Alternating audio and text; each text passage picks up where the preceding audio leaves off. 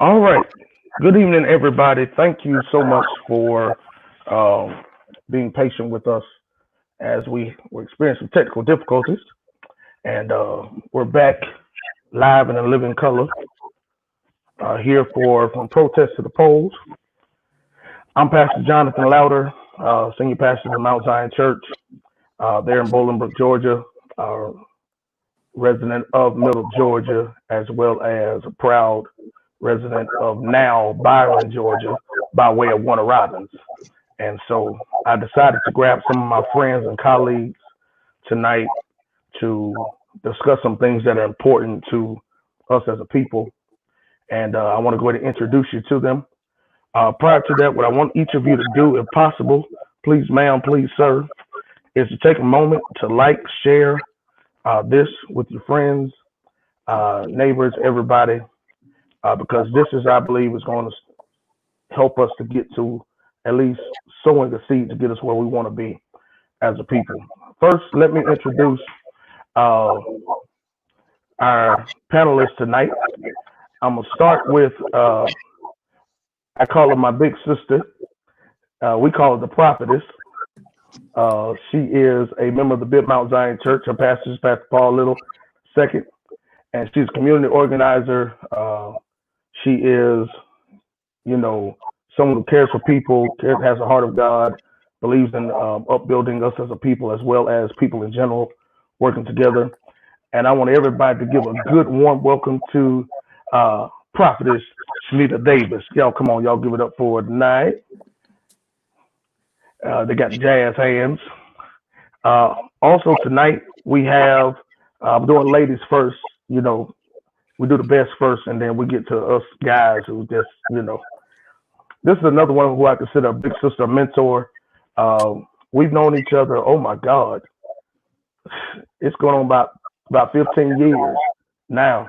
Um, she is a community organizer. She's a wonderful person. If you want to know politics or want to know about how to help build a community, maneuver in the community, do things that's important from the school board all the way to the White House, you want to get to know the one and only Fanika Miller.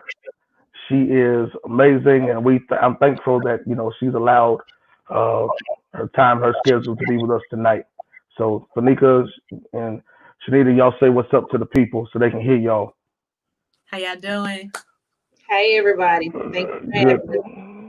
awesome. All right. Next up, I got my brother. I had to go all the way down to South, almost South Georgia, to get him out the woodworks. Uh, he's my friend and brother. Uh, we always call him the Ruckus when we get together. He's the pastor of the New Salem Church there in Baconton, Georgia. If you ask me where that's at, right outside of Albany. Y'all give it up for my friend and brother, Pastor Craig Moore. Craig Moore, say what's up to the people, man. Bless you. Bless you. God bless you, everybody. Glad to be here. Thank you, man. Finally, not last or least, we call him the urban CEO. We call him the guru. His preaching will punch you in the gut, but at the same time get you delivered. Community activist. He will tell you that East Side is the best side. Uh, and if you challenge him on that, he will let you know he's saved, but he got street in him at the same time. He's my brother. He's my friend. I look at him as a great mentor. And y'all give it up for the pastor of the Kingdom Life Church, none other, Pastor Dominic Johnson. What's going Say on, what's up to the everybody? people, man. What's going on? What's going on? Glad to be here. Thank you, man. I feel honored. I just the people who are on here tonight. Hopefully, I can add something. Hey, man. Listen, I believe all of y'all are gonna bring something to the table tonight, and we're gonna have some dialogue because we are in some crazy times right now. And the Holy Spirit impressed upon my heart, but then before that, my flesh was in a rage, uh, seeing everything going on in our community, um, from police brutality to people not understanding why we are so adamant about us as a people progressing. And but then at the same time, I had to really look at myself as to what I can do more from an onset, not just as a pastor, but as a community uh, leader as well, to be able to cross racial lines. But before I can cross the line, I've got to deal with the line I'm on, through the side of the line I'm on first. Um, and so tonight, when we're talking about from protest to poll, we're going to deal with why we're protesting, with some people, who are maybe living under a rock. You got to know why we're protesting. Um, but then at the same time, I was discouraged when we just had an election back on June 9th to see in our community the low turnout. We can get thousands of people to march, but why is it we can't get thousands of people, hundreds of thousands of people to show up to the poll? What are we missing? What's the disconnect? And so I'm gonna pose some questions tonight to our panel because I want you to hear from them because they're gonna give you more insight than me because there are ways I can be better as a pastor, but also as a father to make sure that the next generation and my son's generation continue to do more, and my generation can do more right now. So I'm gonna throw this first off, Pastor Dominique Johnson. I'm gonna let you kick it off. All right. Let's talk about what has the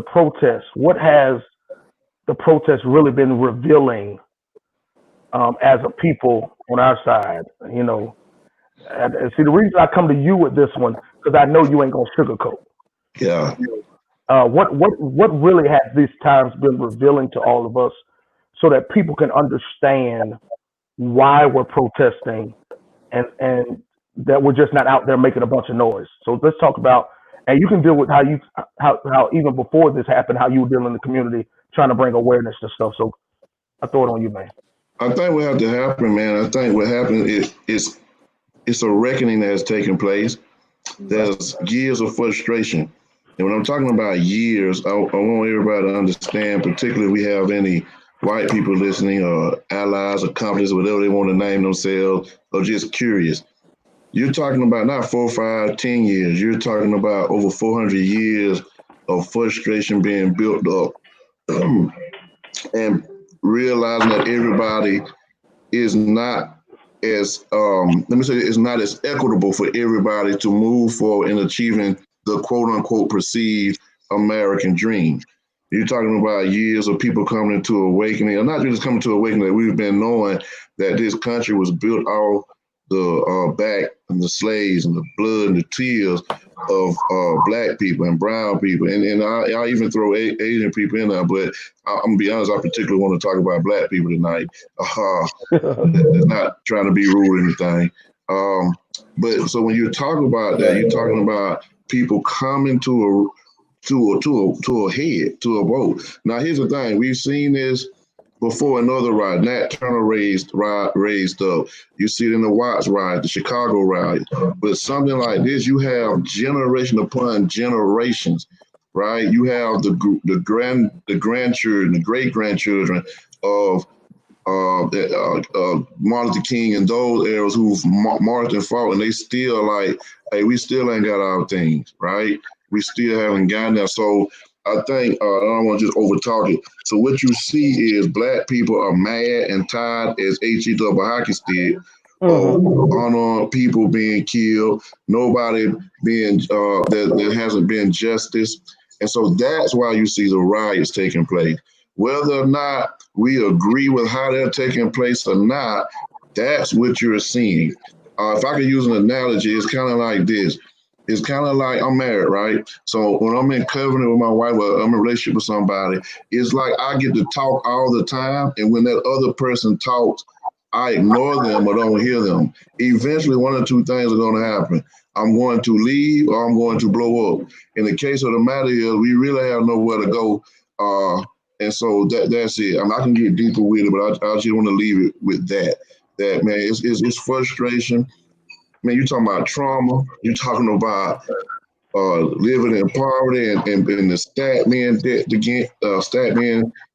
men stacked against So you have all of that just coming to a head. That's why you see the rise, and people are tired. People really want equity. Right. And so I'll leave it at that for a moment. I'm pretty sure we'll get in deeper. So let's talk from this standpoint too. And I'll throw this at Shanika,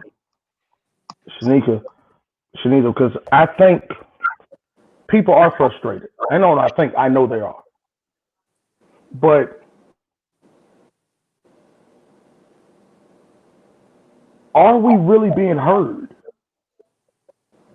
I think that's the question we've got to ask. Like, we know Martin, Malcolm, all of our predecessors, they marched, and Nick is right. You know, people are going to, I mean, they went to jail for this stuff. But the question is, with everybody's marching for George Floyd, everybody's marching for Breonna Taylor, everybody's marching for Ahmaud Arbery, everybody's marching now for Raynard Brooks. But hold on, it just didn't start with them. Did they not hear us when it went down with Trayvon Martin?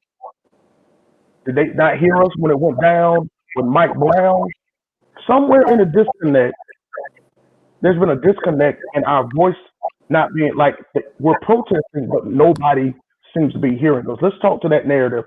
Like, what's really going on to where what's causing us not to be heard, or are we missing something where we're not being effective when we're crying out with our voice being effective? Talk about that. I think it's a combination of both. When what Pastor Dominique alluded to, you got to look at the value of Black bodies in this country. So the heinous killing of George Floyd and the arrogance in which it was done did a different kind of awakening. We didn't get to see Trayvon shot down per se, but we know that happened. We did not get to see a lot of the brutality that has taken place, even though we've seen a lot. However, the heinous destruction of a human life in the manner in which we saw George Floyd was a whole different level in this age of social media and cameras and different things now. So I think the being heard of I don't want to hear, there's a difference in the effectiveness of what you're saying, and I don't value what you're saying in the way you're making it up, so to speak. So there has been a tendency to lessen the value of our voice and what we're saying. It makes no sense that if you are Caucasian and you kill 9 people, you get to go to Burger King. But if you're a Black man and you're handcuffed and you're already under arrest, that I get to kill you and take your last breath, you don't get to go to Burger King. You don't get to stop by Chick-fil-A and get a chicken sandwich. You get to die. And the attitude of America in our policing system, which was created out of slavery, we got to start where it was created from. It was to recapture the property and get the property back once we had decided that we've had enough and we're getting ready to claim our freedom. And so a lot of that systemic things, even I was listening to a podcast about the way in which officers are actually trained. Some officers coming into the force have never interacted with Black people to begin with. And their first interaction with a Black person in training is this is the thug. A Black person, the things, the targets, everything that they use most of the time is going to be a Black person. So I think the effectiveness of us actually protesting or marching or demanding policy changes, because we've been making incremental steps, but we trying to play catch up from 400 years. We got such a huge gap that we're trying to make up for. I mean, we use that same scenario of you've been playing Monopoly for 6 hours. Now you allow me to enter into the game. Everything's been purchased, everything's been traded.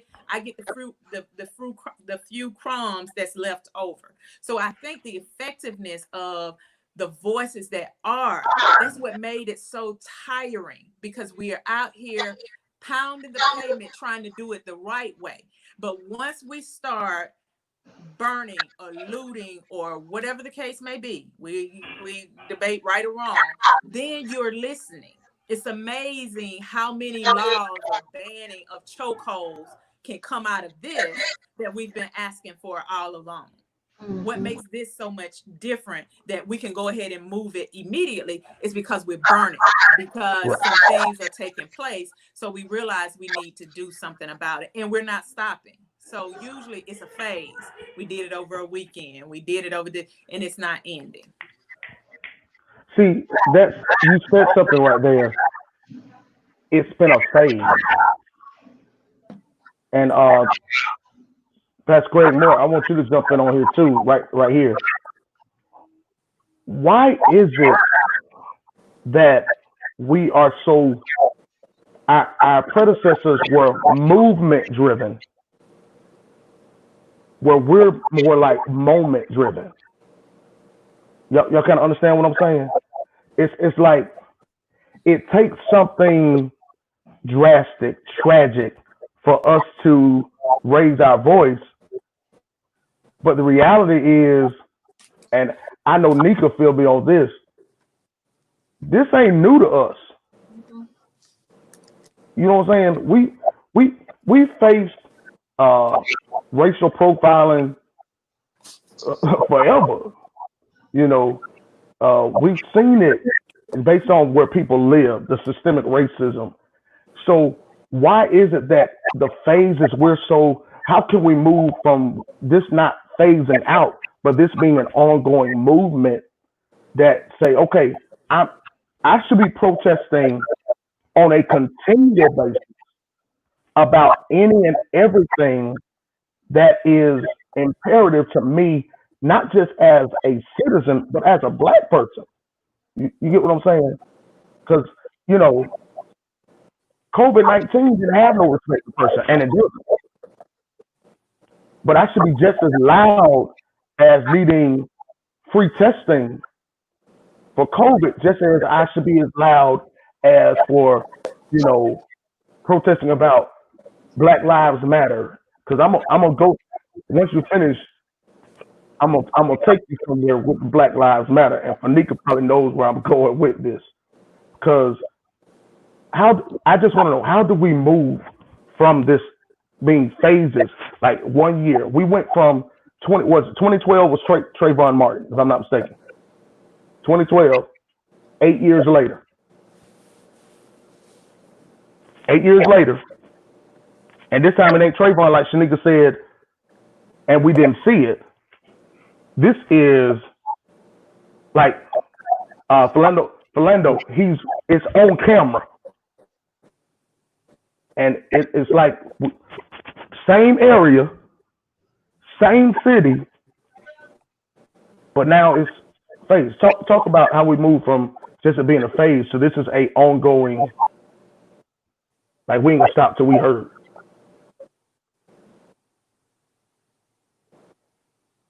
Craig, can you hear me? Come to mind. Okay. Can y'all hear me? Yeah. Okay. A couple of things come to mind. Number one, leadership of the movement. Number two, organization from that leadership. And then number three, when you organize, there needs to be a plan of action that is widely communicated. See, right now you've got multiple marches in multiple states, multiple cities. And right now, from one state to the next, one city to the next, we're not aware publicly if the leadership of each of those individual protests are in communication. So what you have then is we already run the risk of Chicago getting tired, Miami getting tired, Minnesota phasing out. You know, different cities, different movements may wear out if they're not concatenated, if they're not together. So leadership, number one, would do that, would communicate and say, hey, we're out here together. Here's what we're after. And we're just, I mean, amazing at was being clear on why they were doing what they were doing. They were very, very clear on what they wanted, to the point that they made up songs about it to remind you, right? Now, here we are in a day and time where we've got social media, we've got graphic design, we've got all of these tools, but we need to write down collectively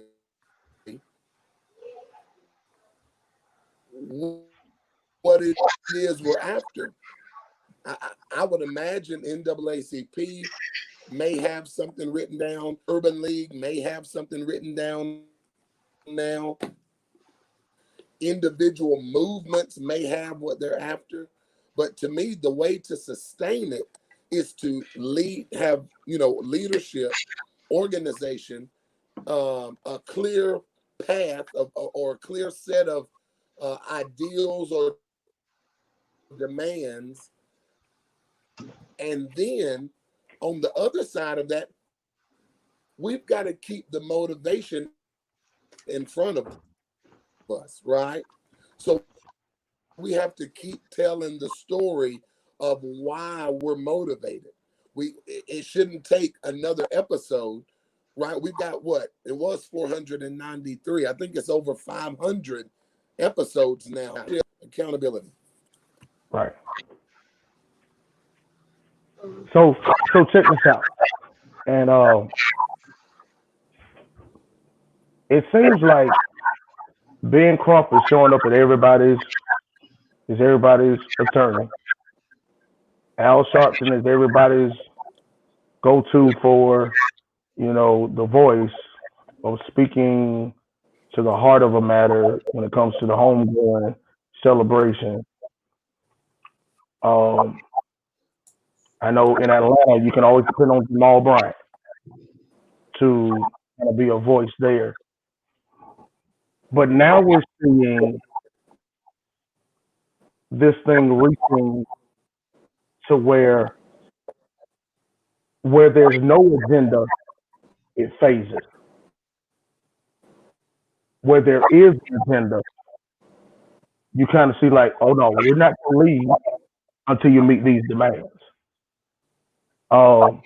And Fanika, I want you to talk about the importance of, even with this Black Lives Matter and with the Black Lives Matter movement, if we're not careful, it's going to be a Black Lives moment, because there is no clear agenda.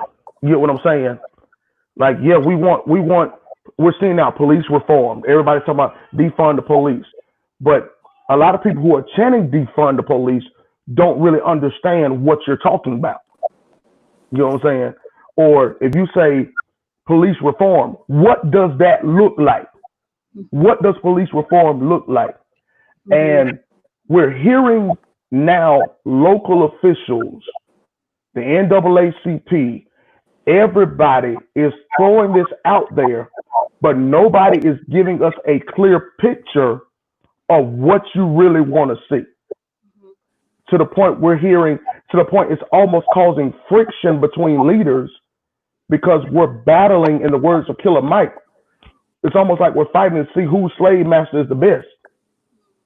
Because we're trying to, hey, don't talk about him like that. He did this for me.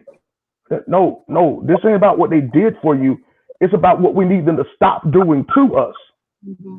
And so help us understand the importance of having a clear agenda, a unified agenda, especially when it comes to our local officials. And also at the same time, the importance of this generation participating in things like the Urban League, the NAACP, because we can't walk with them and we don't know what they stand for. Because you ask the average person what does the NAACP stand for, they can't even tell you. You know, so talk about that. So I agree with everything for the most part that all of the panelists have said thus far. I think this is a different moment for us. Uh-oh, my battery. I need to get my.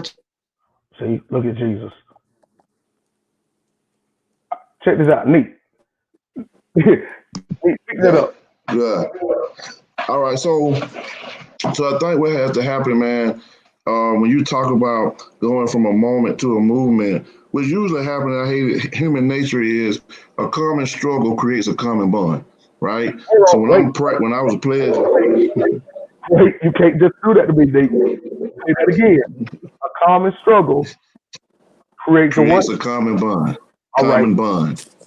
All right. So what has happened is we get a little bit. Can I take this also from a theocentric point, if you don't mind? Please. Right? All right, I am a pastor. So when we look at it, a lot of time we look at things in the Bible, we look at them through Western eyes, which is very individualistic. And so we may read the Bible and see you and automatically think he's talking about me. But really, a lot of time when God is saying you, he's saying us. So a lot of time we've done a lot of preaching and teaching on stuff talking about my breakthrough. But okay, if you get your breakthrough, now what? You see what I'm saying? When it should be all of us. So when I'm moving from a movement, then I realize this, that I can't be satisfied with my territory until Shanita also get her territory. If you look at Joshua, I'm sorry, I'm a biblist, but I'm gonna make it relevant. When you look at Joshua, there were certain people who got their land on the other side of the Jordan. But what God told them was, okay, you got yours, but help your brothers get theirs. So what has happened, some of us became free, or we got certain, this historical. Some of us became free, or got certain things, and then what happens is we forgot to help the other people get theirs. So that became almost not, I'm just gonna be prophetic here, almost some type of black elitism or black bourgeoisie that now we begin to take on concepts or whatnot. But not forgetting that at the end of the day, in racist hearts, we were still looked at as less than. And so now if I'm gonna have a movement, I must, number one, have education, like Pastor said. I know he'll be back on. This is what Cornel West said. Cornel West said that ultimately, without leadership, black rage will be self-destructive and chaotic. And so what you have to do is take that rage and channel it. When we take that rage, we must channel it. I'm gonna get right back. I'm gonna tag you in a minute, Fanika. We must take that rage and channel that rage into something, right? And then when we end up moving, we now say, okay, this is it. So now we get leadership, as Pastor said, organization, but I'm gonna go educate. What usually happens, man, people don't even, we keep saying systemic. How many people really know what systemic is? Right. You have to break this stuff down, right? You have to break it down to say, this is what systemic racism is. Some of us, let me go here again. Some of us, it's like evangelism. The longer you are out the pond, you forget what it is to be a fish. Wow. So once you walk in a certain level of influence, a certain level of where you'll open up doors, even accepted by certain white people, other than ethnicities, you must still, for black people, we still got to keep, it's okay to walk through those doors. Hear me?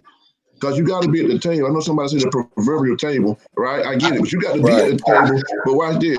I'm a both man guy. I'm going to be at the table and be on one. Yeah. See, we can't be either or. I'm gonna be at the table, but I'm also being one. And so, as I get ready to hand off for Nika, because I want to take too much of her time. I think we go from a moment to a movement. We must really take the time to educate people and not shame them into voting. Not shame them. Ain't none of y'all voted. So get what?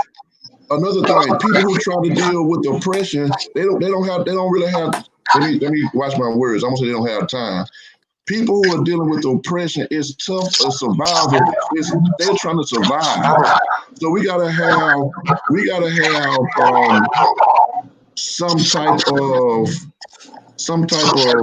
patience with people to realize. Last thing that I'm gonna tag you in to Fanika, is, I'm gonna quote her. Carl G. Woodson says, "Men of scholasticism and insight who must lead us." So again, that don't mean you got to be degreed up, but you must be well read. You must be at least be conscious. You must be courageous. You must have creativity. You must. It's two more C's I give later. But at the end of the day, that's just my gist of it. Tad Fanika, you in? You don't have to tag me because you've said just about everything that I wanted to cover.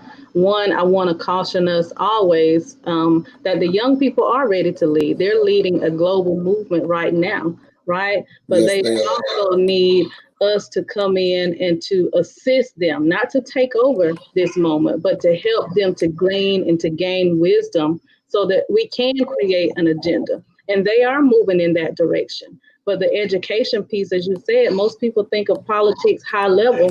They think, president does everything. But when they saw the Ahmaud Arbery case and they realized that they had sat on that case, for 2 months without any action and pushed it down, and how your local law enforcement, your local district attorney, all of those pieces, police are just a tipping point of oppression. Right? When we talk about a system and things that hold us down, we talk about coroners who are misrepresenting, death certificates, back in the day.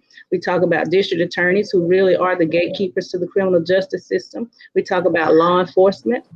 We talk about even, pushing things up the pipeline to post, and how officers are reporting resignations or terminations or disciplinary procedures, and then they're able to get another job in a different precinct.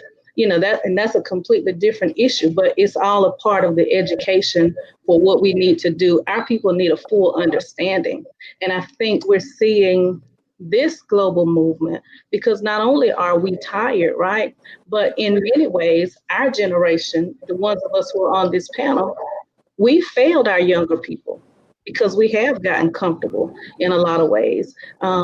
It's just like Pastor Dominique said, once we move into a certain level of society, there's a certain level of comfort that comes with it. We still have to reach back. We still have to build. Every person and every institution in our communities plays a role, from the church to the elected official, to the working mom there, to the community organizer. We all play a role. One thing that a young lady, Imani Wainwright, said to me last week at a protest, I asked, what do you want from this movement? She said, one, I want change, I want justice, but I want a better understanding of my history. She didn't know about, everything that happened in the civil rights movement, what those movements were for, right? For her and her parents to be able to maintain the kind of life, that they have and that she's had. We've got to do a better job for us to make sure that in this moment, our children, that they reach the change and the justice that they seek. Right. So, yeah. Check this out. Check this out. And Shanita, I'm gonna throw this at you. Fanika just said we got a lot of this. There's almost like a disconnect communication between the young and the old, because the young are ready. We just need to be there to help them and assist them. I'm gonna throw this out there as devil's advocate. Could it be that we got too many people talking and not enough people listening? I want you to think about it. Because we all, if we're going to educate, the student rarely ever educates the teacher. It's the teacher who's supposed to, like, I'm glad you're coming into this, but as you're marching, let me educate you on how we got here, so that you don't get weary and tired. When you do get weary and tired, you ain't out here by yourself. It was almost like our ancestors and predecessors, they knew they were willing to die, put their lives on the line, They were willing to die, and some of them did die. But now, I think too often times, and I'll throw this out there, Shanika, when I say these two words, you're gonna be like this, you crazy. I'll take it back to Crystal Lake. Because everybody had something to say about what we should have been doing. Don't make But me they on mute weren't, now. hey, come on, Nick. But they weren't paying attention to what we were doing, are doing, and just because of what's being broadcast, you can't attack somebody because they just came in and they're reaching out to help you. Before I help you, I need to know where is the area I'm gonna be most effective. Because watch this, everybody in a protest don't need the bullhorn. Some people just need to be the person to raise funds, to get bottled water, to have something to eat for the people. Somebody has to be there in the midst of protest to say, okay, the end goal is to get us here. And let's all agree this is where we're going to end up. And so we can't get there if we're not listening to each other, gaining understanding, because we going to, as long as our skin is darkened by Mother Nature's sun, we gonna be fighting for civil rights. We are the only real group of people who has to have their rights voted for and approved. And we need to educate to the point that people are saying, let's listen. So if you don't know, like if I don't know about, if I want to learn about a fraternity, I'm gonna talk to Neek. Why? Because I ain't in one. I'm only talking to you about one, though. I'm only gonna talk to you about one. I know that. I know that. I know that. I know that. But y'all understand what I'm saying? You know what I'm saying? We talk, and it's good you bring that up, Neek. There are others, but you got to explain and educate me why this is the one I need to be a part of. You get what I'm saying? And so let's talk about how we got a whole and we're making noise that we come together and be saying the same thing, so we're not headbutting each other. Because I think that's what kind of caused the protest to kind of die out. Because some people are like, who do I listen to? It's a couple of things that I want to incorporate here. Some of it, Fanika mentioned, Pastor Craig, Pastor Dominique. It's multiple levels of understanding, and when we're engaging, and I'm gonna play a little bit of that devil's advocate as well, Pastor. I'm gonna play a little bit of it as well, because I think even in the midst of the pandemic, we've forgotten that we was under COVID-19, and that from March to April, you had 16,000 unemployment claims filed. Wow. Many people have not received their unemployment benefits because even though there was an increase in unemployment, they didn't hire more people to process the claims. Now they still got the same people. So my ability to get out and protest and my ability to go back home and understand I got an eviction notice, but I want to do something. Right. I got that going on at the same time. I didn't make it to the polls because of whatever the reason may be, because I was intent to get by there, but then they told me I had to come in to work. Now somebody on Facebook calling me stupid, but I really wanted to get there. I really wanted to get there. Somebody's telling me that I did not want change because my supervisor wouldn't let me off. Told me if I decide to get, I got to choose between voting and eating, because this is a real thing that takes place in our community. We have a lack of advocacy. So you go back to Crystal Lake. Everybody, like you said, had something to say about what needed to be done. But at the end of the day, I got a mother with 8 kids finna sleep in her van. She finna sleep in her van and was okay with it. Miss Davis, we'll be fine. We can just sleep in the van. Baby, you're not sleeping in the van if you've got to sleep at my house. You're not sleeping in the van. So what Dominique was saying, and I put a label to it, proximity. When you too far removed from what's really happening in our communities, what's really taking place on a ground level. I can't feed my kids. I can't get a job. He's telling me if I don't come back to work, but I got this baby at home who's autistic, I can't bring COVID home to this baby. I can't. So we got all of these multiple levels. So I want to be able to hear, but my elders got to know how to talk to me too, because I was until, I'm telling you, I had my first baby when I was 15. By the time I was 20, I have 4 of them. I had the older people in my community who I admire right now, because I don't take away from the work that you did. I don't take away from the road that you paid for me to walk on. But at the same time, I was told you should be ashamed of yourself. How you think you're going to make it in life now? You got all them kids and da-da-da-da-da-da. You never came alongside to see that my mom and my stepdad was on crack cocaine and make sure that we ate every day. See, the movement before was a collective movement to make sure for 381 days that they got back and forth to work. It was a collective effort. You're not going to get put out because we're going to take up $20 from everybody to pay for the rent. See, right now we're distracted that they did eviction postponement. But what's happening right now in our communities when these landlords are saying either give me the $1,200 that you owe me right now, or you have to get out by Saturday and I'm gonna sit your stuff outside. Right.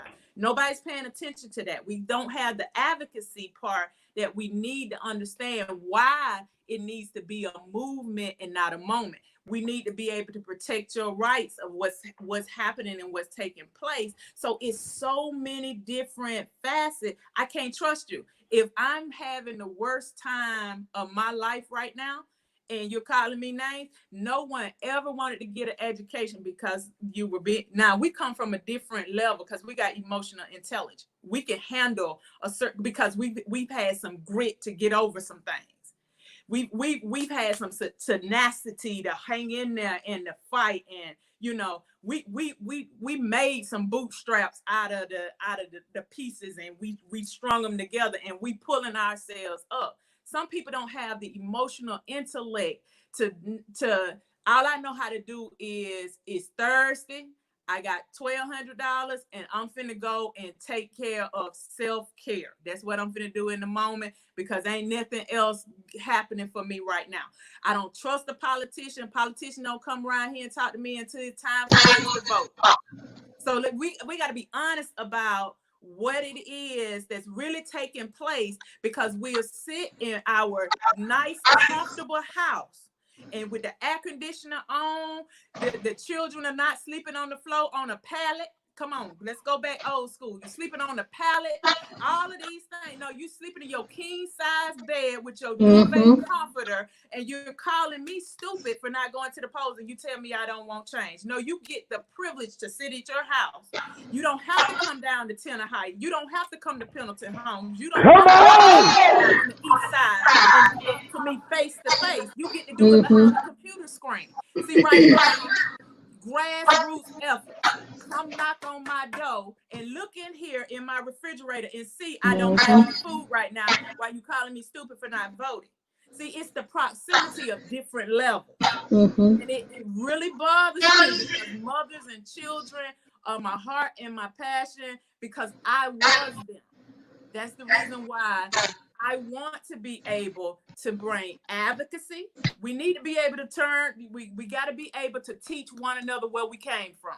What Fanika was talking about before we came on the line, her girls are going to get to talk to somebody that was a relative of Breonna Taylor's boyfriend. So they're going to get that interaction. But other people don't get that interaction. They don't get the proximity of what happened. It's too far removed. They're not teaching us civil or civic rights in our high schools. You get the civic engagement to pass the test. You don't get the civic engagement to tell you about Shirley Chisholm or my local hero Hester Bivens. You're not gonna get that level of interaction. And we as a community, our churches, our local organizations, we got people sitting in chairs that should have been snatched out a long time ago, that's holding up progress, that we need to be able to teach our young people, baby, this way you come from. They made us sit on. Look at this. They made dogs bite us. See, it was okay for dogs to bite us. Y'all seen the same thing then. You seen the dogs biting us and on hoes, but it was okay then.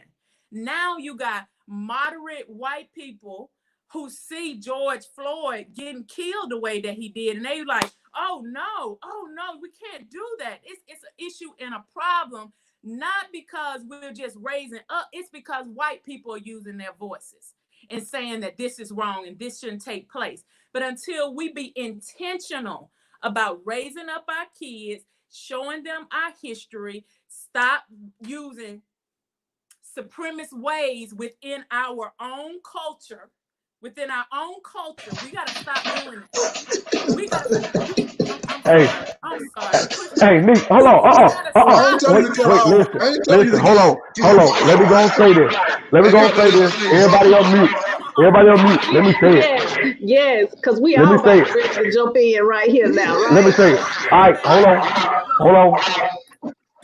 Because I'm finished. I knew it was coming up. Craig got the offering plate. Shanika's Cash App. I'm sorry. No, listen, because you took us right where we needed to be. Here's where we are. Here's where we got to understand. I'm probably the youngest on the line right now. Not by much.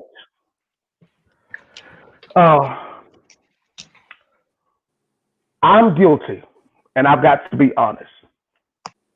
I'm guilty of sometimes being too harsh on people who don't go and vote before I actually took a look at the reason that's preventing them from getting to the polls. And then I've got to be honest. I grew up in a home where my parents, who grew up in the civil rights movement as teenagers, they impressed upon me about when you turn 18, exercise your right, be educated on why you're voting, and be adamant about it. But what they did not teach me was about my treatment of people who did not have the means that I had to get to the polls. Like Fanika will remember this. When President Obama was running for his second term, we had a movement in Warner Robins, Georgia, taking people, using church vans, everything, getting them to the polls to go vote. And most people, to be honest with you, were going to vote for Obama, not because he was running for president again. They were just going because of this right here. They weren't educated fully on his platform, but they did want to take a picture and look at, okay, it's for us as a people, we see a black man in the White House and we're going to make sure he get in there. His opening movement from 2008 was yes, we can. You get what I'm saying? There was a message behind that. We were educated with that. But then now we have become uneducated, or maybe we have not been concerned about why people need to go, because it's almost like how we do with church. We want to beat people up because they don't go to church. Well, have you given them a reason, not for church, but to know Christ? You get what I'm saying? Because this generation, before you tell me about my church, your church, tell me about who Christ is to you. They want to know, does your Jesus just live at church, or does he show up in the streets too?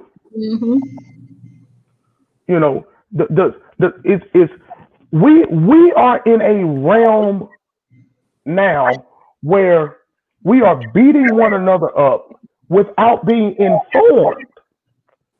But there are some who won't go vote, and here comes the devil advocate, because they don't trust the process. They don't trust the process. They don't trust the politicians, because you're right. The only time they want to show up is when it's election time. We don't know who to vote for. If you was like me looking at some of the stuff when you're filling out your ballot, you're like, who is this cat? Mm-hmm. What does this question mean? Mm-hmm. You get what I'm saying? You know, it's almost like, what are we and why are we? I'm like, we've got to stop being lackadaisical when it comes to voting, but at the same time, we've got to be empathetic with those who cannot get to the polls, because it's like this, and I hope my wife hear me. It's like people in the church that try to tell the first lady how she should dress, and my wife is known to say this right here: unless you're gonna buy it for me, don't tell me what to put on. Unless you're gonna come pick me up and take me to the polls, or unless you're gonna educate me before you take me out there, because I've got a distrust for politics. Because they want to come in my neighborhood and tell me to come vote, but I don't know you. You say you grew up, I don't know you. Hey Jay, So, yeah. I think I've been saying this. I'm gonna be quiet. In some of these races, I want to hear Pastor Fanika a little bit, because Shanita got all of us ready to crump. You know what I'm You ain't lying. You ain't lying. But I think, man, hey, in some of these races, man, I've been telling people in some of these races, it's like trying to, excuse me, this might not go over too well, but don't say it, don't do it. Don't you say that. Don't you say that on here. Let me say it nice for you. It's like trying to pick between two raggedy cars. You got to get the way you go. Okay. All right, that'll work. We'll take that. Okay. Yeah, she said cars. Okay. Hey, I was gonna say it's like trying to pick between two nasty rats and see which one you want to live in your house. No, I said something, but I'm gonna be quiet. Yeah. And here's the thing too, and I'll let Pastor speak. Like when you look at it, when you're talking about proximity and everything, when Shanita talks about that, like that's very real. Like I thank God for people like her, plus my wife. Even when Fanika and I don't talk a lot, but I see them making comments about women, and so it even helps me from a pastoral theological standpoint when you start talking about women's theologies and everything. And so I just want to say that we started talking about proximity. Like we got to some way keep our foot in both worlds. I call it both ends. And so one thing that was sent to me the other night, and it was, and we call it the other side of the riots. And on the other side of the riots, man, this sister was on Instagram and she was kind of like going in. You seen that, Fanika? Yes. And so it was tough because, man, what she showed, like, at the end of the day, we understand the rage and everything. But then this sister, man, went to the grocery store, sister. And she was like, I ain't got nothing. I can't feed my children. I'm not finna pick them out the floor to feed my children. She said, y'all tearing up y'all own stuff. She said, I can't. I said, my children need milk. And so that's the tension. That's the tension of being frustrated. But then back again, while I'm frustrated, I done messed up so much. I done knocked somebody, not them out, but what's the word I'm looking for? Disposition somebody who needs some. And then she said, well, then if I try to go get it from the street, you're gonna double up the price. Like it's on Instagram. I don't want to, I'm not saying people they going to hell for cussing, but there's some language is strong. Now she's frustrated. She's like, and she said, look at the medicine. She said, what happened to the people who may have cancer? Like y'all done took all the medicine. She said, come on, y'all, let's use a little sense. And so that's what I always tell people, that at the end of the day, I'm like, is that me? Anyway, I tell people, like, at the end of the day, y'all go ahead. I'm sorry, I don't know who that is calling me on the thing. I just add to I wanted to what Pastor was saying about that is that's where we got to have those strong male figures in the community that Yeah. know these women and children are trying to eat and go, and that's where we had a conversation within the hood that you know, I grew up in Bellevue. That would have been a conversation where the boys in Bellevue would have said, you came and got all the food. These women need some food at the house. You need to go Yeah. get the meat. You need to go get the stuff so we can Yeah. feed the children. She Yeah. not giving you $50 for a pack of meat that she doesn't have the money for. So those kinds of in-house community things that we got to take care of within our within, but then that structural stuff. Go ahead, Fanika. No, I agree with that 100%. And with Dominique too, I think you see a lot of the rage and you see a lot of the apathy. And I don't believe in vote shaming either, because everybody has a reason not to. One, there's a lack of authenticity or perception of authenticity. If I walk outside my door, when I go talk to students and I ask them to describe their neighborhood, right? Their neighborhood, some oftentimes and more often looks like the hood, grass not cut, no sidewalks, dilapidated buildings. And then I asked them to describe the better part of town. And then I asked them to connect the dots between who their elected official is, who makes things happen in their local community. There's no understanding there. Right. And so a lot of times we don't trust the very people, whether they look like us or not, who are sitting in these positions, who are supposed to make things happen in our community. So why should I trust the process? Right. The process is not working for me, as in Crystal Lake. Your local community can create an environment that attracts affordable housing. Right. They have code enforcement officers on staff. Right. What are those code enforcement officers doing? Why are they allowing these conditions to fester, particularly in areas where most of our people and our children live? Right. And so if you okay with it, then, it becomes the norm. And then we have to think about too, who we have that is trying to build power over the people versus who's trying to build power with the people. Hey. See, now again, and Craig, I want you to jump in right here. There are people, we know, just like we always hear this, all police officers aren't bad. All politicians aren't bad. Well, guess what? We can't determine that unless we know you're going to get in the trenches with us, or if you're just looking down on us and like, hey, y'all good down there? It's like we want to know, can I trust you if I'm down, that my voice is still going to be heard just as loud as it was when you came to try to win my vote?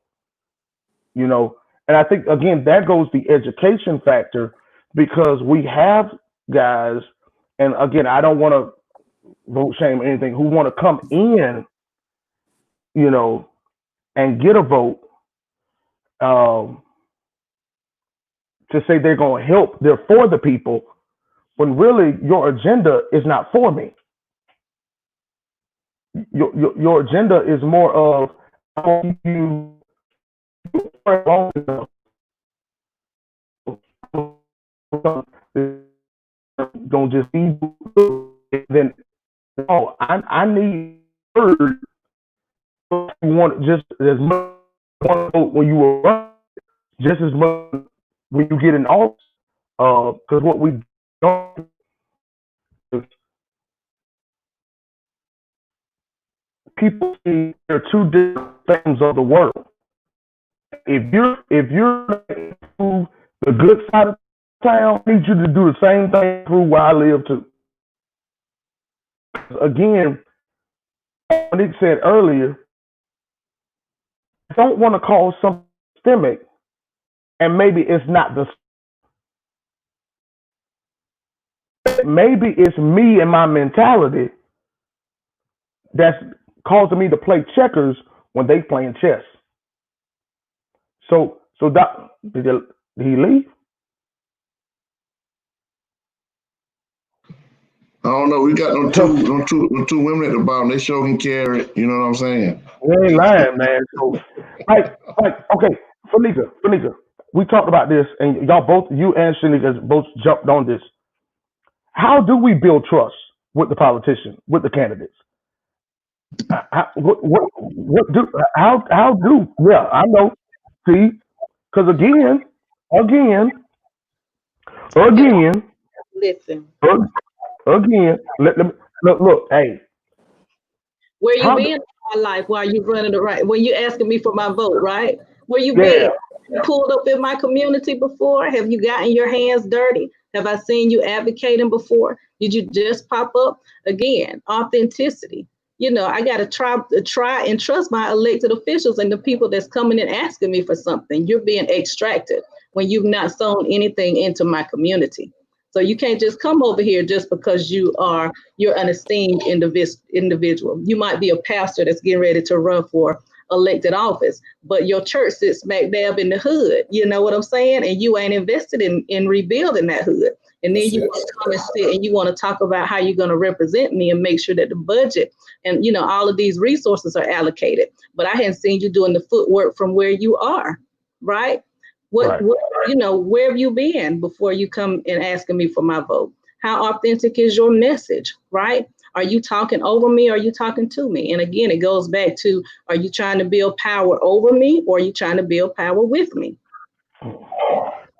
jump in there, Craig, jump in there. Yeah, I wanted to say a couple of things. Number one, the black church has a role to play in all of this. Yeah, And you can say that's antiquated. You know, some would say that was our predecessors.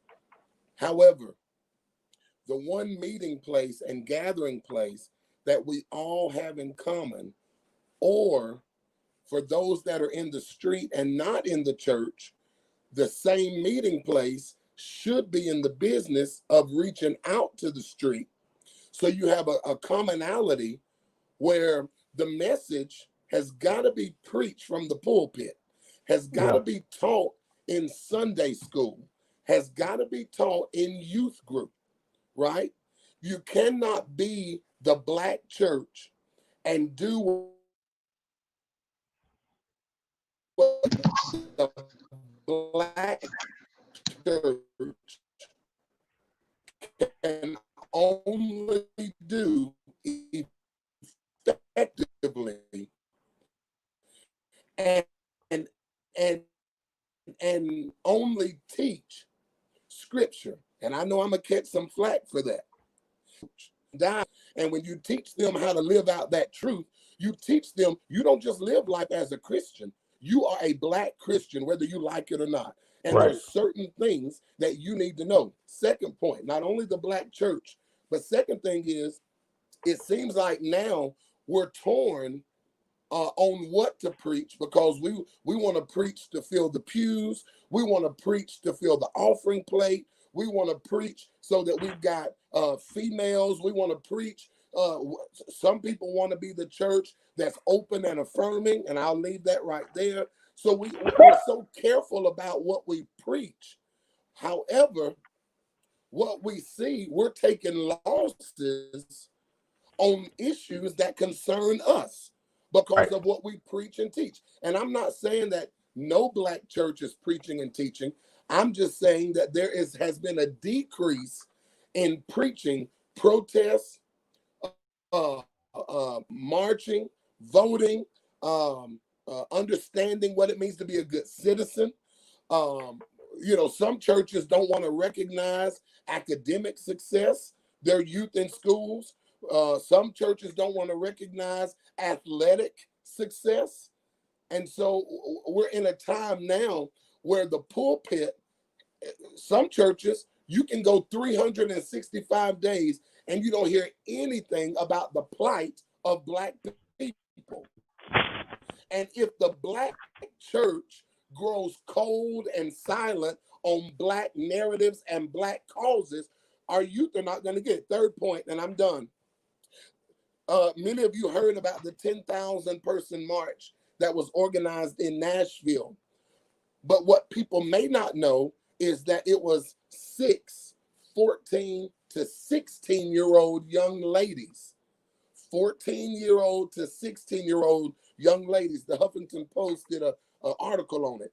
They organized the protest in Nashville that garnered over 10,000 people. Here's why I bring that up.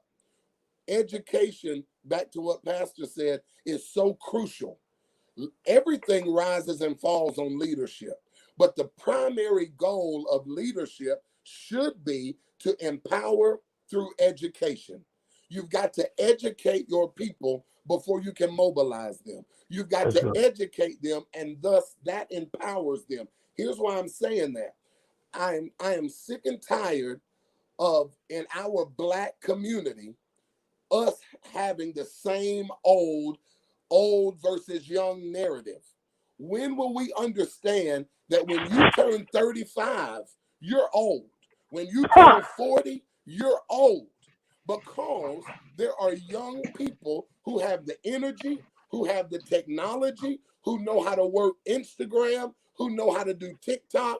There are young people who are thinking outside of boxes that we don't even realize exist.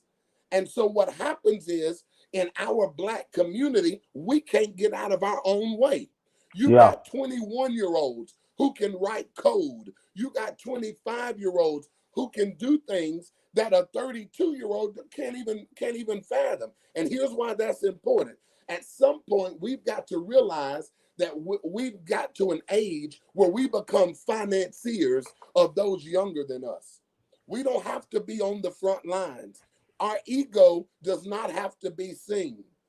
We've got young people who we don't know how to pass the baton in the Black community. That's Hey, what man. it is. Hey, There are young Craig. people who are fighting, winning, are already doing it, but you know what? They turn a deaf ear to those that are older, because we're still trying to fight a 2020 fight with 1920 ammunition. Craig, don't Hey, you start. man. Hey, Hey, check this out. Check this out. Jay Louder. Craig, hold on. Come on, Nick. Come on. Say loud. No, so, bro, I got the tag in right there, because here's what's going on. When you look at it, particularly us on here, I get what Craig's saying about old. Hold on, Craig, I don't think I'm old, but I get what you're saying. Season, I'm gonna say season. And so I said that the other day, like literally, and if you're not in Gen X on here, that's fine. It really hit me the other day that as a Gen Xer, so let's take Joshua again. He was mentored by an older generation, but That's led a where I new was going. generation. That's where I was going. I felt it in your spirit, bro, for real. And so what happened is Joshua he got the roots, as the young folks say, the root enough. He got that down because he was mentored by Moses. He walked through the desert. But he go these desert babies who haven't been circumcised, who don't know, but they still got to go into the promise.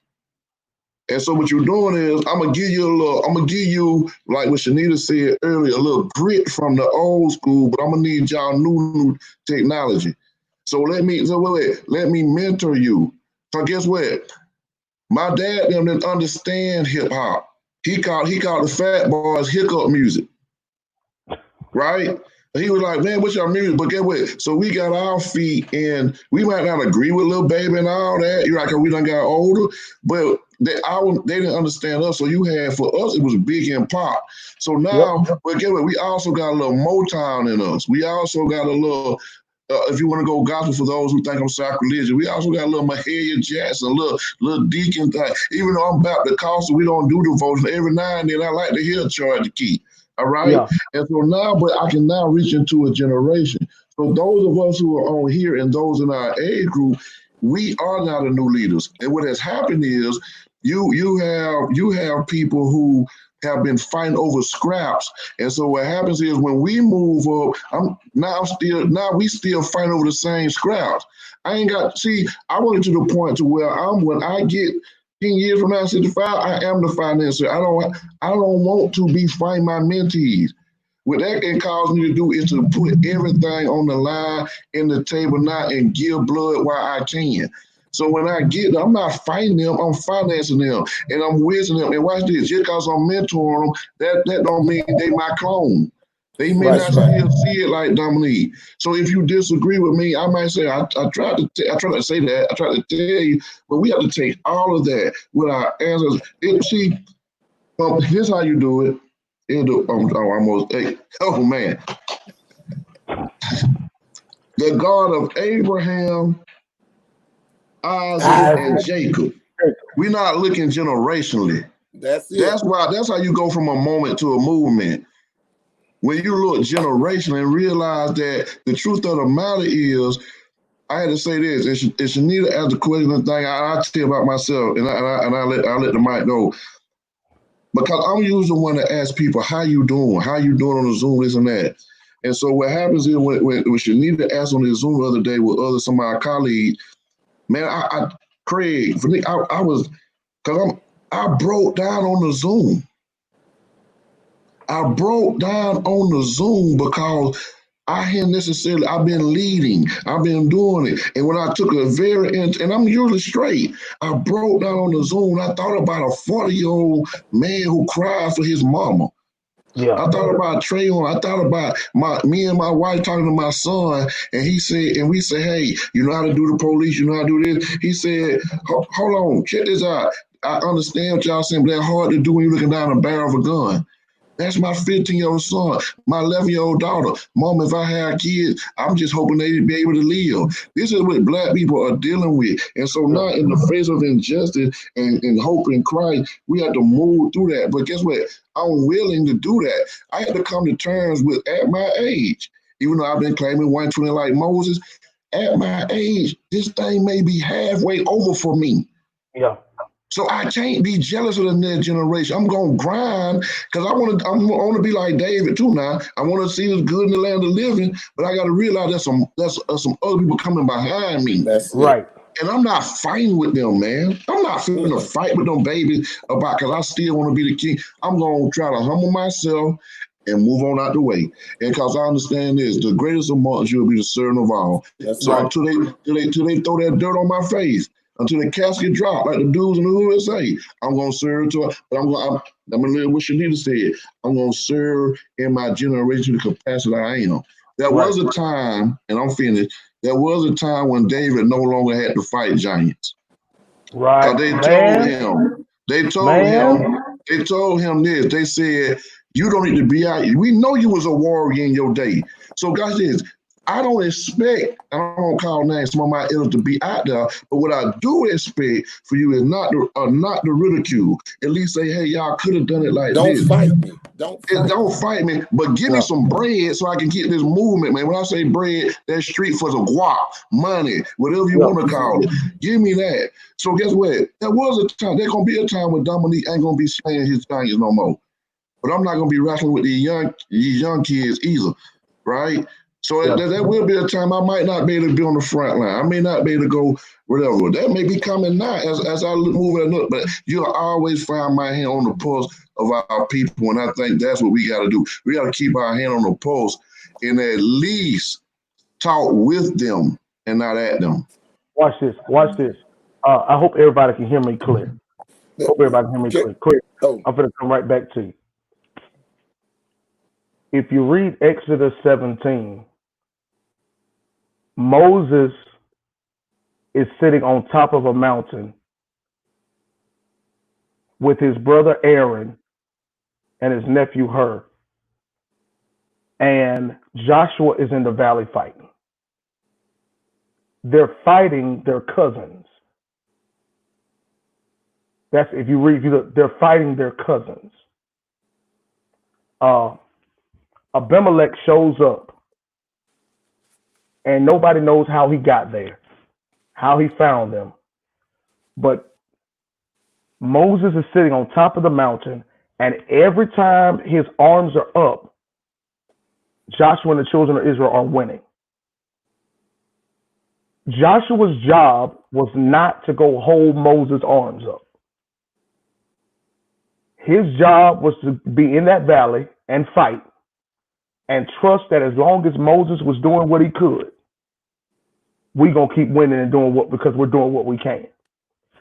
I think what we have is, and we've been saying this so much tonight, we have been fighting each other because one group seems to know more based off the generation than the other. instead of saying, hey, I may not know what or who Lil Baby is, but I can tell you who he sampled from. Y'all feel what I'm saying? Because sometimes we killing people because we don't understand the music, but then we miss the message. At least they sampling because they had to sample from my generation to have something for this generation. So for it to be the God of Abraham, the God of Isaac, the God of Jacob, Abraham's job was to make sure that Isaac had something to sample from. Isaac's job was to make sure that Jacob had something to sample from. Our job is to make sure, like you said, Nate, we ain't, because when we almost basically, like and Craig said it too, in the book, we halfway to the grave. But at the end of the day, I'm not going to fight you. I'm going to fight with you. I'm going to help you by staying and encouraging you from the lane I'm in, cheering you on, because sooner or later you're going to get tired. And when you get tired because you've been trying to fight all day, guess what it's going to be my job to do? My job is going to have to take time prior to educate you and go and set up an Aaron and a Hur to hold my arms up so that when you get tired, you can look up and see, hey, we in this thing together. And so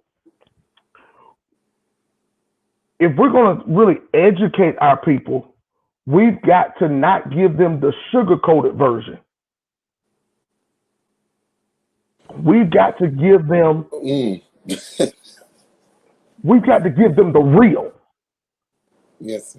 You know, we've got to, and giving them the real, I cannot antagonize you and evangelize you at the same time. Giving you the real, I got to make sure, hey, this is what it is. This is how we got here. Now, I trust that you can take this 21st century problem and make sure it won't be a 22nd generation problem. 22nd century problem. Because in the 21st century, we got our issues now. If we don't do something now, it's going to be a 22nd century problem if we're not careful. And we have to educate them as our people, our parents will educate us. Because here's the thing, we ain't going to be able to give the other side a clear view of the problem if we don't recognize the problems ourselves on our end. And so keeping everybody on the same page is going to cause us to have those hard conversations of saying, listen, we made mistakes in trying to be better for our people, but we learn from them. Maybe I should have called this not from protest to the polls. Maybe I should have called this from moment to movement, because a real movement is really, because we call it mobilizing the movement, but the real movement is getting everybody to say, hey, let's get on the same highway. Let's get on the same highway, and let's not be going all different ways. Let's educate each other. Let's keep each other from trying to, stumble in the plots and schemes of turning on each other. Because again, we have everything we need to change the narrative if we just take advantage of using it to help each other and not beating up each other. If we're having protests, hey, I need the NAACP or I need a voter registration right there. I need that there. Why? Because that's going to give me an opportunity to be able to answer the questions to someone that say, hey, I don't know why I should vote. I really don't trust the process. Well, here's now where we can have a dialogue. Because I cannot clean the fish on the boat. I got to get it out. I got to get it out the water and onto the shore where it's away from its natural habitat. But at the same time, I got to be willing to go get more of them. So let's we've been on here, man, about an hour, 15 minutes. I want to take this moment right here, and I want each of you to really take a moment and just speak to the narrative, because we're going to do this again if all y'all are willing to So, because it's going to take more than just this moment right here. Because we got another election. I know in Macon, what August is it? August 11th. Yeah. August 11th. Craig, y'all got a runoff coming up soon down that way in Yeah. August, and then we got November. And people need to understand we have time now to educate and get people to understand why, what we should be voting for, what our agenda should be. So I need each of you in this moment kind of close out with some encouragement, but at the same time, you know, Shanika already messed us all up. She done messed us all up. I mean, I'm talking about Slammer, Fanika, and Craig. I got some hey, good preaching notes, but yeah. hey, neat. I done changed my whole Father's Day message now for Sunday, doggone. So, and let's do it this way. Let's go for Nika, Craig, Neat, and then Shanika. All right. It's on you, Miss Miller. Well, I just want to say, thank you for the opportunity. One, I gleaned a lot from you all tonight and always. And I want us to mobilize our people, to educate our people, to hold individuals accountable, and to seek justice. And, justice is not political, justice is biblical, right? We have a mandate as Christians and as believers to make sure that justice is meted out on this earth in the capacity that God has blessed us in, operating in my gifts and your gifts and each of our individual gifts, and then to make sure that those lessons are bestowed upon the younger generation so that they can cross that finish line. So again, I'm grateful for being here. I look forward to participating in the future and whatever I can do. I'm always available for you.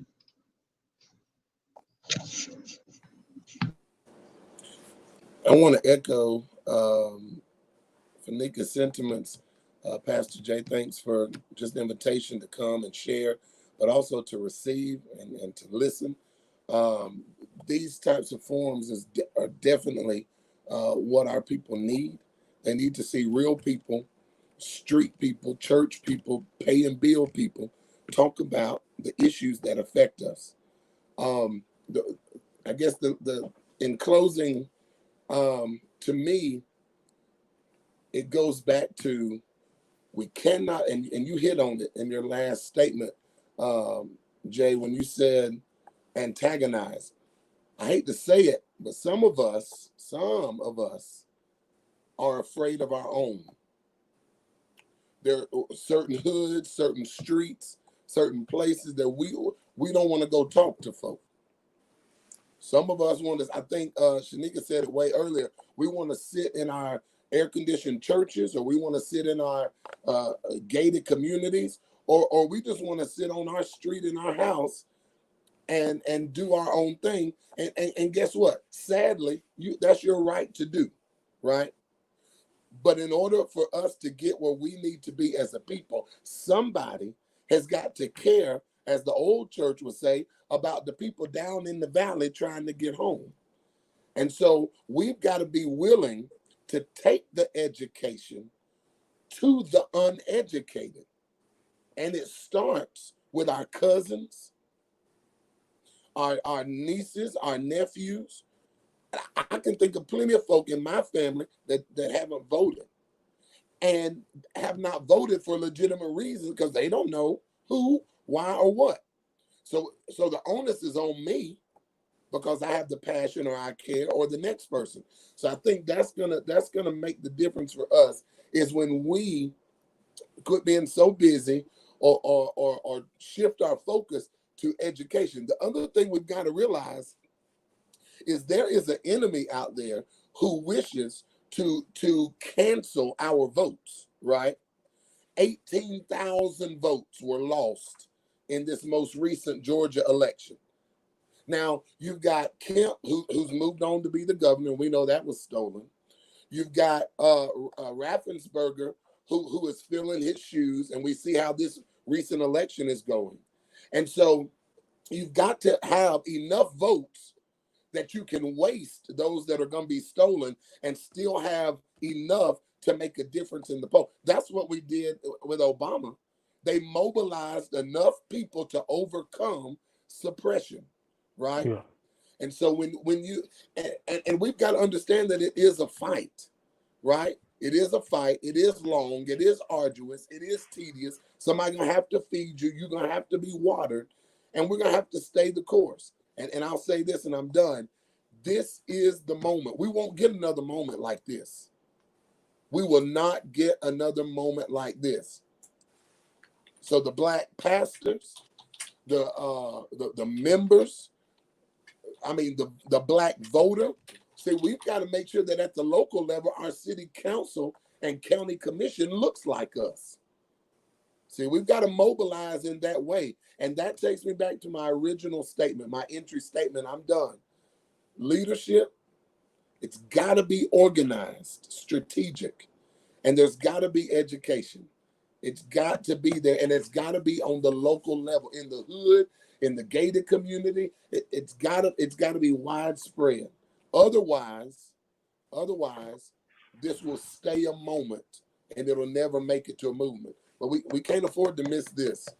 I mean, we can't afford to miss it. We won't ever see this again in our lifetime. I love it. I hope we do this again next week, by the way. Hey, listen.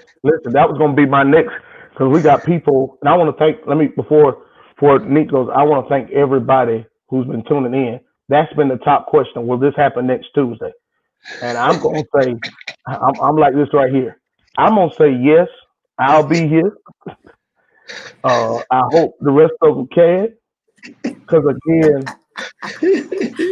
there's some other things that we get a chance to really hit on tonight that we talked about, and Craig just talked about how the voter suppression, was denounced because of the movement. And I think we're going to have to really talk, and that's really, and Ms. Rosa Ward, I don't know who church member that is, but God bless her.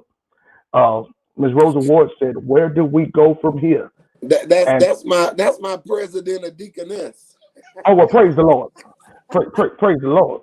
But we're going to, next week, next Tuesday, if everybody's schedule is clear, that's what we're going to talk about.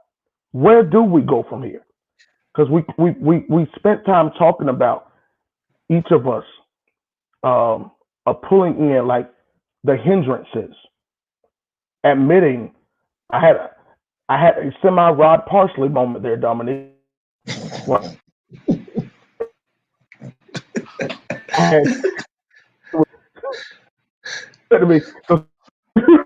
had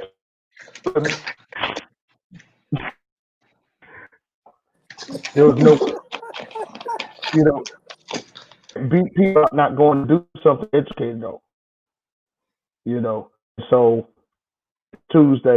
next Tuesday. So Nick, go ahead and man, I thank you for thinking of me, and I thank to each one of the people on the panel. I really gained a lot. It's good to see excellence, spirit, and indicative Black excellence in those who are still in touch.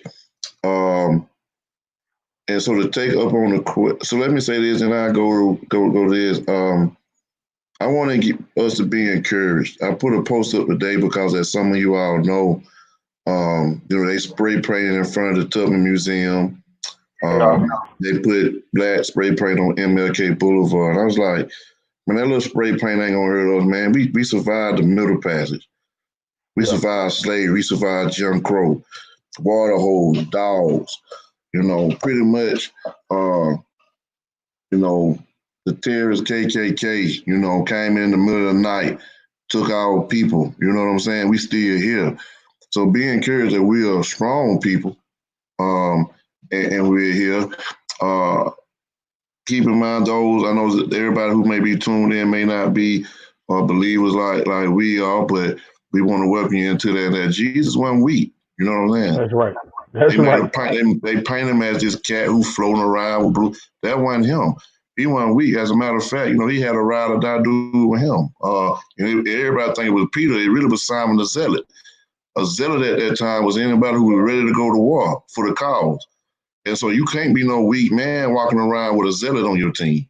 And so just a misappropriation of even that from a westernized view of how Christ really was. He walked with 12 young men. That's not knocking the lady, but he walked with men, he had to deal with attitudes. So I want to encourage us on that part. And I want to let us know this is that I saw a post, it was funny. I said it was the post of the year probably right now. You got certain leading post of the year. And one of them was like, hey, check on your friends. They had to go from everything from a pandemic expert to economic expert to civil rights activist. It's like we done did all three, Yeah. I want to encourage single mothers and single fathers out there, to keep doing what you're doing. I pray for you, and trying to raise Black children and for them to honor their bodies and their mental states. And also, we forgot to add this part into that too, Jay. Shoot, some parents had to become educators because we went straight to online. Yes, You So better say that. not only was you a pandemic expert, an economic expert, a civil rights expert, you had to become an educator. All in one. And so, man, stay encouraged. The God of grace will supply you. But let me say this too. At the end of the day, hopefully there's a church somewhere that somebody you can lean into the community. Last point I had to my sister is that where do we go from here? King wrote a book, Chaos or Community. Chaos or Community. And this is what I want you to know is that I'm trying not to get in there. I'm serious. I ain't trying to be funny. I'm trying to Come on. Like Bro Craig just said, it's like at the end of the day, we have to lean into the chaos because there'll be no other more time than this. And I want to let you know that the God of all, he leans into the chaos. If we look at Genesis 1, not trying to be preachy, he's right there in the middle of chaos and he starts speaking. And when he starts speaking, the first thing he said, let there be light. So first of all, I want to give out next week, we're going to need some clarity. We need revelation and information to change the situation. Not trying to sound like Jesse Jackson, but that's what we need. We need revelation and information, right? And so I'll leave that there, but he leans in. And before Shanita go in Philippians, it says that we should shine like luminaries. That we're luminaries as stars. Why? In this evil and dark world. So there's no better time than to stand up and be salt and light. Why? We not scared of chaos. We thrive in chaos. We thrive in chaos. Right? Great is he that's in me, that's in the world. So let's just live that, man. Let that light, as the Hot Boy used to have a song, excuse me for my sacrilegious, get your shine on, get your shine on. So shine on, man, shine on. And I think I'm good for next Tuesday. I'll let y'all know. Peace. I love y'all. I'm still here, but thank you, man, for letting me speak. I'll never take it for granted that somebody want to hear from East Macon. Amen. I appreciate it. Hey, Nick, I'm gonna send you a picture for Shanika. Most people don't know this. It was right after Trayvon Martin. We had this youth night at Fellowship, and Nick prophesied this was going to be a part of my journey. He thought I forgot. Hey, sometimes when you under that unction, sometimes you forget. You just speak when he's speaking. So I was like, hey, man, I was like, it came to pass, and it came to pass. Come on, Nick. Come on, Shanita. Wow, I echo the sentiments of my my sisters and brother. Thank you, Pastor Louder, for putting this together. And I will say what is not often said enough. Thank you for encouraging women's voices to be amplified. Those are our children that are being killed in the street that we carried for 9-10 months. Some premature, some going through whatever they had to go through to raise them, to get them to the point where they are. Those are our babies out there. And so as I seen one sign say when he called for his mama, that called for all the mamas. It should have called for all the mamas, whether you were Oriental, green, yellow, whatever the labels that this society had. It should have woke you up, because that's somebody's babies. But I will say this, it's two of my favorite scripture references that I try to live by. And this is one that says that there arose a generation that did not know the gods of their forefathers. And if we apply that to the movement, we get moments because we haven't taken the time to reach back and educate and bring forward. Even while we're talking, because we can get churchy and no, some people have no clue who Joshua is. We don't know. You talking about my cousin Joshua or your cousin Joshua? You talking about Neat's son Joshua? Which one you talking about?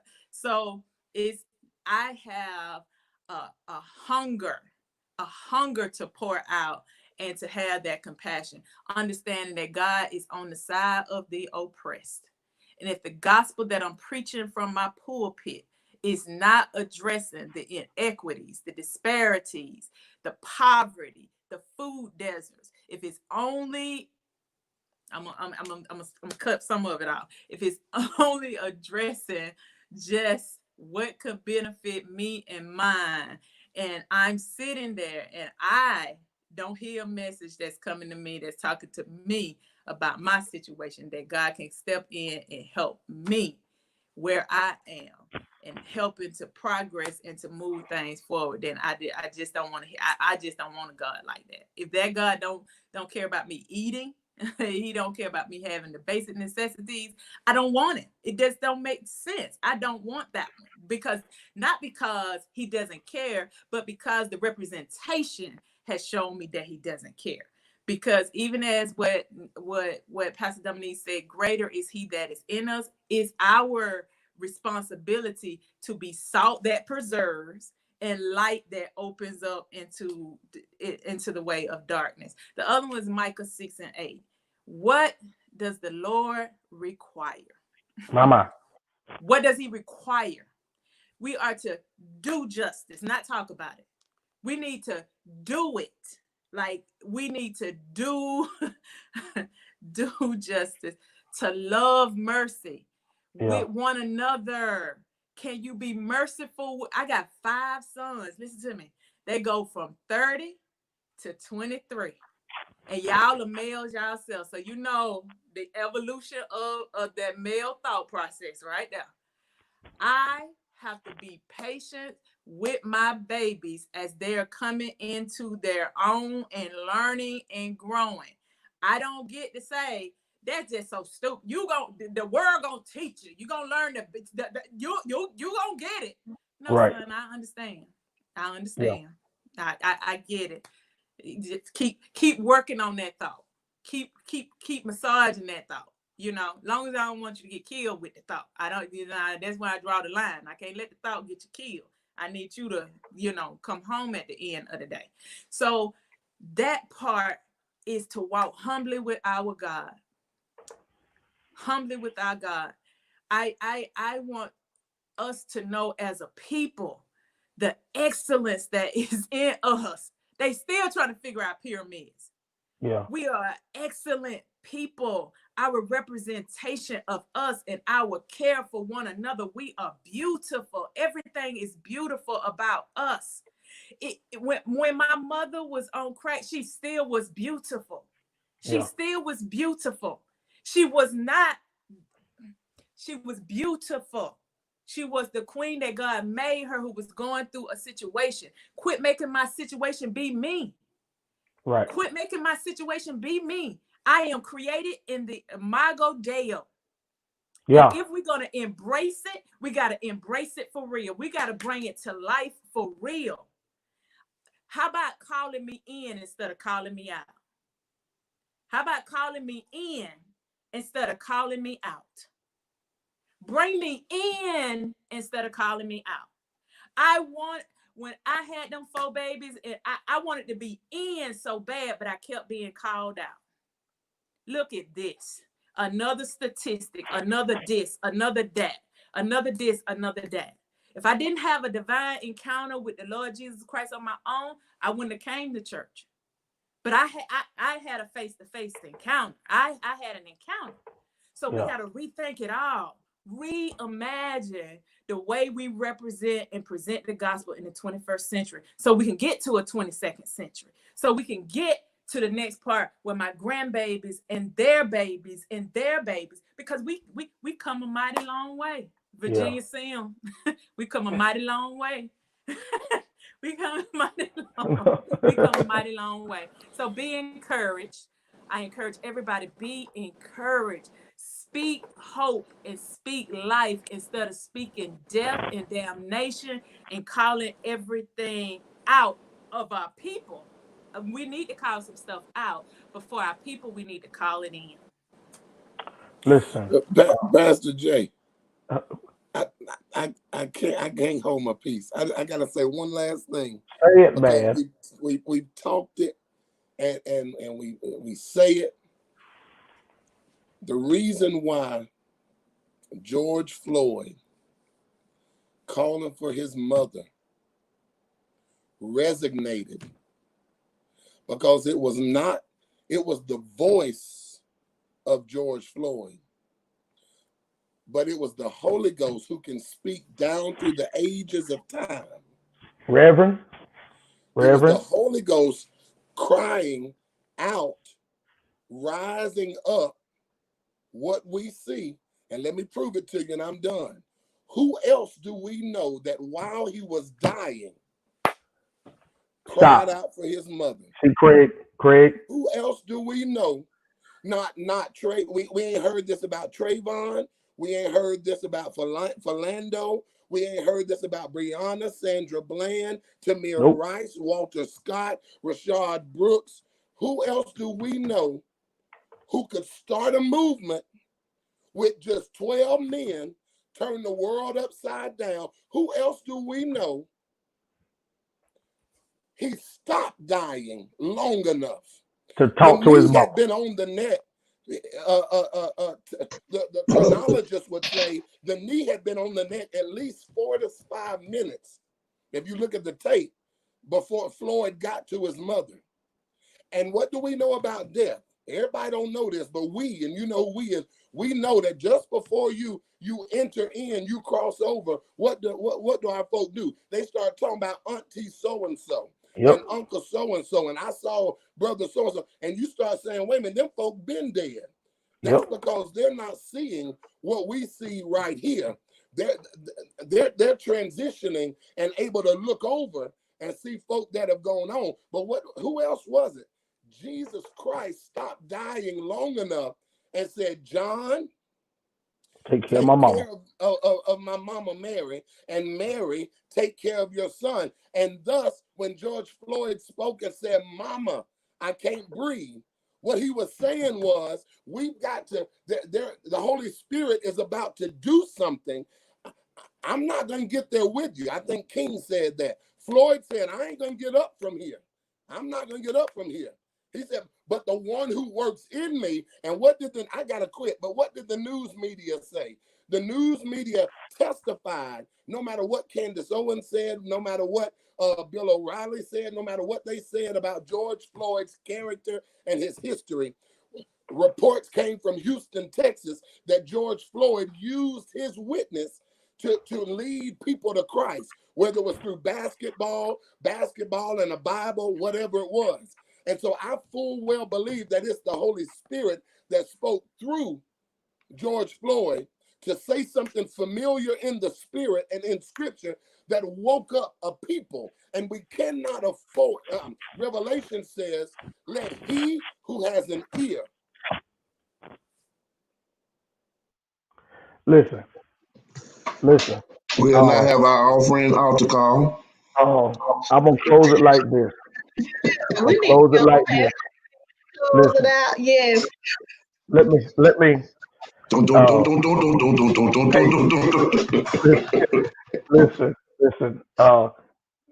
Shanita, y'all know Paul Little don't shout like that no more.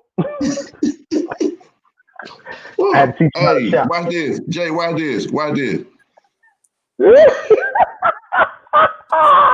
Hey, them last two got me, boy. I'm sitting here trying to be a G. I ain't trying to be a Joe. Like, Well, I'm gonna dry your tears right here. we good. Here it is, and we're done for the night. And we'll see each other same time next Tuesday. Matthew 25, verse 35 through verse 40, is what Jesus used to prepare 12 men, not for him to stay, but for him to say deuces. Matthew 25, verse 35 to 40, Jesus takes them through the parable, says, I was hungry, you fed me. I was naked, you clothed me. I was in prison, you came to visit me. I'm going to throw one more in there. You had your foot on my neck, your knee on my neck, and I still said, I love you. I didn't want to wish ill will towards you. But nails on a cross did the same thing as a knee on a neck. It saved a generation. And so, if you are feeling, if your Jesus does not witness or say anything about the hungry, the naked, the imprisoned, the less fortunate, I question if you're really serving the right Jesus. And all we came here tonight was to talk about the key component to our movement is Christ. Christ does not just make, his spirit does not make us shout. His spirit takes our shout from the church and elevate it to our calls in the streets.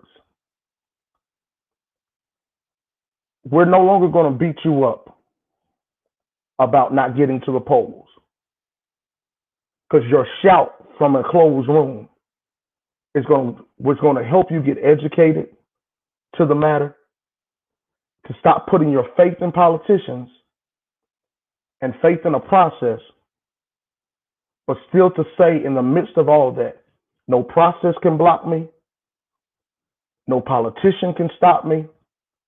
Before my mama met my daddy, there was a plan and a purpose for my life. And so we stand in solidarity with every person who wants justice, who wants freedom. Because if Jesus Christ were here right now, I'm telling you, he wouldn't be just in the midst of the protest. He would be leading it. He would be leading it. And the truth of the matter, if he was here right now and we still here, that's a whole nother subject. But I want to encourage you that and to let you know, this ain't it for us. This is not it for us. This platform is not a chauvinistic one. This platform is a platform that's meant to draw men and women to truth, to speak truth to power. The media only shows you so much, and some media only shows you one side. But I'm not depending on a president to speak out, to say my life matters, and I'm not depending on a governor to say my life matters. I'm willing to preach it from the pulpit, stand on the sidewalk, put it on my social media to let every person know, even in the midst of my anger, your life matters. And if you want to know more, if you want to be educated on it, that's where it starts. But don't take our education and just throw it away. Take what we give you and take it back to the very people you came from and share with them. We ain't going to make a change by letting it go in one ear and coming out the other. Change only happens when we see action speaking louder than words. It'll be amiss to me to not pray and close us out in prayer tonight. And so let's do this. Father, for every person who tuned into this tonight, wherever they're watching us from, wherever they're sharing from, I thank you.